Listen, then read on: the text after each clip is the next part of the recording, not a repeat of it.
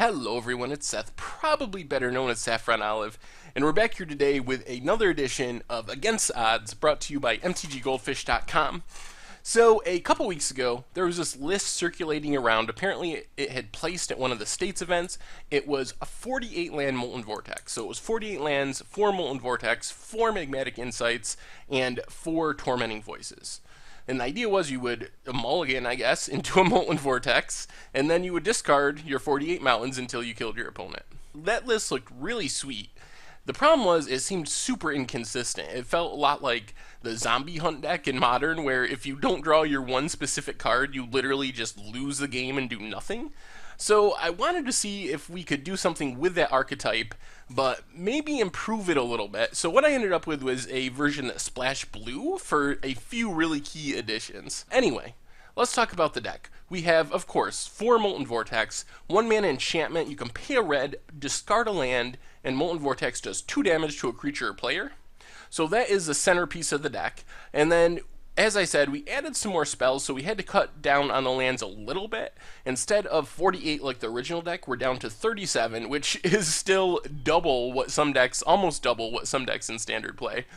So land-wise, we have 11 mountains, we have a million blue-red duels, we have 4 Frontier Bivouacs, we have 4 Mystic Monasteries, 4 Shivan Reefs, 4 Swiftwater Cliffs. Then we have a total of 6 colorless lands. We have a single spawning bed, which we can sack in the late game to get 3 Eldrazi spawn tokens. We have a single Blighted Gorge. We can pay 4 and a red, sack it to do 2 damage to a creature or player. Then we have 4 Blighted Cataracts, which is a pretty sweet one because since we are trying to win with Molten Vortex, the main idea is we need to just find a Molten Vortex, step 1, and then keep drawing cards so we draw these 37 lands, and over the course of time we can discard 10 of those lands, deal 20 damage to our opponent, and kill them that way. So the Blighted Cataract helps make sure our hand is full. Finally, my favorite addition to the mana base, 4 Skyline Cascades. Enters the battlefield tapped. When it enters the battlefield, target creature an opponent control does not tap during its controller's next untap step. So this is a way to lock down our opponent's biggest creature. It's basically the ability of a Johnny Vengeance +1 ability, except it only targets creatures. But this is basically a way to hold a Siege Rhino at bay for a turn, a Tasigur, even an Ulamog or some huge creature that buys us a little more time to pull off our combo.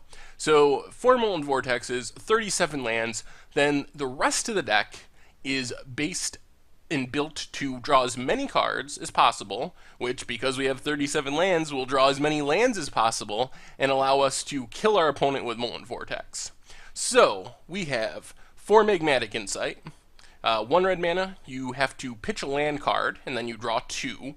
So this one might seem a little weird because you have to discard a land, but basically we can turn a land and the Magmatic Insight into 2 lands, and it comes into play with Alhammarret's Archive, which, a legendary artifact. If you would gain life, we gain twice as much, which only really matters with Swiftwater Cliffs. Basically, our Swiftwater Cliffs can gain us 2 instead of 1.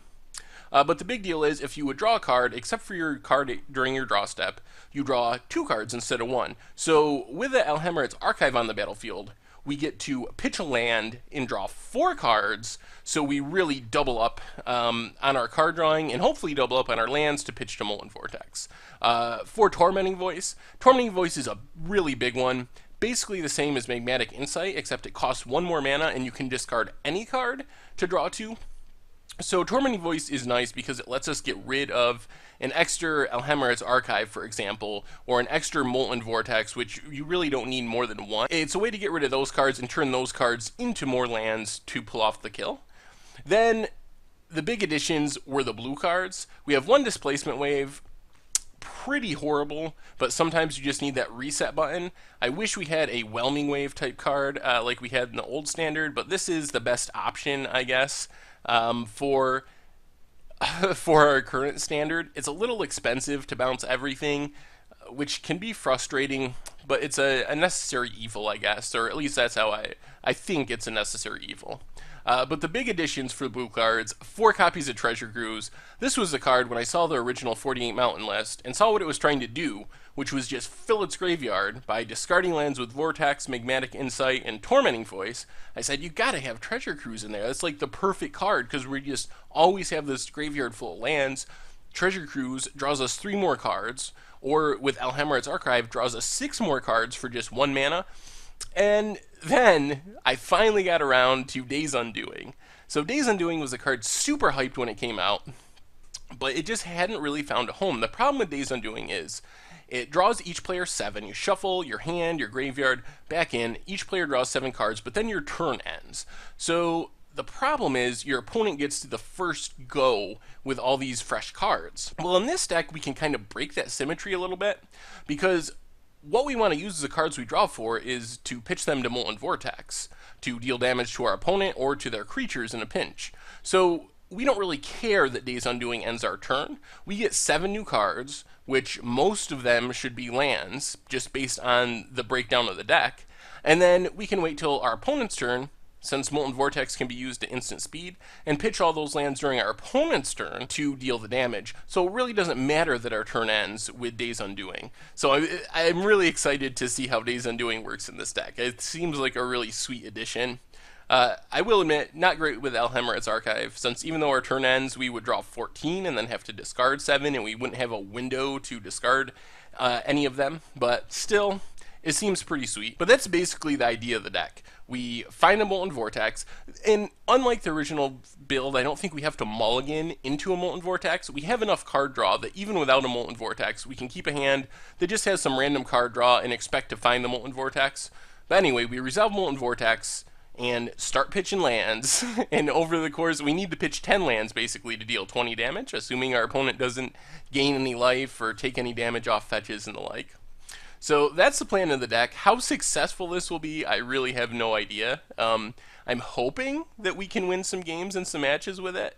The idea is really sweet, and I'm really excited to play with Molten Vortex and really excited to play with Days Undoing as well and just see how this works out. So I really like the idea.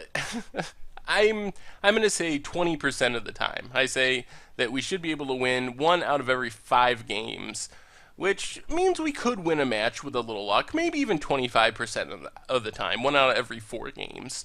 So I think it'll be somewhat successful. Obviously not a great deck or anything, but hey, we're playing against the odds. What do you expect? Anyway, quickly the sideboard. 4 Wild Slashes and 2 Roast. Little worried that we'll just get run over by aggro decks, so these cards come in and hopefully take care of those. As you'll notice, we don't really have much real removal. Molten Vortex can shoot down Swift Spears and Zergo Bell Strikers, but once you get to Siege Rhinos and stuff, you can't really pitch 3 lands to kill a Siege Rhino. That's just not going to win us the game. The rest of the displacement waves, good against token decks, other decks where there's a bunch of inexpensive creatures or permanents. For Send to Sleeps, another way just to tap down creatures for a couple turns, basically a fog type card. And then 2 Quiet Contemplations. I have no idea if this will work. The thinking was we could let this sit on the battlefield, and every time we Treasure Cruised or Magmatic Insight or even cast a Molten Vortex, we could pay 1 and tap down our opponent's biggest creature. We'll see. We'll see if it's good enough. So anyway, that's the deck. I hope it's at least fun to play. I think it'll be fun to play. Make sure to check out the article on mtggoldfish.com and all the other great stuff we have on the site. Decks, prices, a metagame, basically anything and everything you could want for Magic the Gathering. And also, if you enjoy the videos, make sure to subscribe to the YouTube channel. We got new stuff coming out all the time, bunch of different series, so subscribe to keep up on all the latest and greatest in video content from mtggoldfish.com. Anyway, thanks for watching, and I will talk to y'all soon.